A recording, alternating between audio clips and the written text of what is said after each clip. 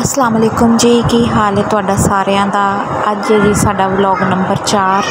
ਮੈਨੂੰ लगता है कि ਤੁਹਾਨੂੰ ना व्लॉग इन्ने कोई पसंद नहीं आते, बस फुसफुसे जे जा रहे हैं। तो यह वेखो जी लैला ते मजनू की जोड़ी।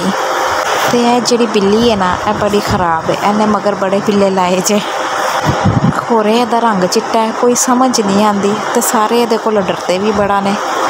मैं कहनी हाँ देखो जी, इंसानों च तो रिवाज है ही है, बिल्लियां च भी है जे। चलो किस्मत होंदी है फिर आपो अपनी।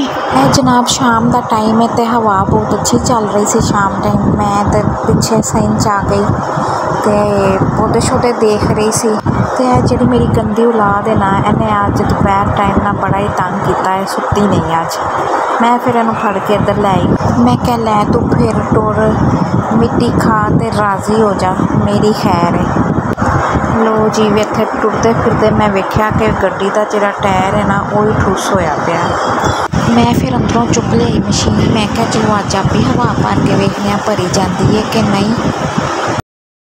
तो यह हो गई है जी अटैच, तो हवा भी भर दी है। एक मेरे काम बंदियां वाले ने तो उतों का वीडियो हाथ भी मेरे बंदियां वर्गे ही आए ने। खैर तुसी दिल तो नहीं लेना, इस चीज़ को इग्नोर कर देना है।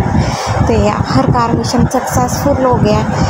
तो देखो जी हूँ मैं ना यदा उतारन लगी सी, तो मेरे को ना दी नोजल जी उतर नहीं सी रही। मैनू बड़ा डर लग रहा सी अंदर अंदर के किधरे एकदम जो ना ठा ही ना हो जाए। लो जनाब मिशन हो गया सक्सैसफुल। तो फिर सबसक्राइब लाइक तो शेयर करके दसो कि हवा सही भरी गई है कि नहीं। अल्लाह हाफिज़।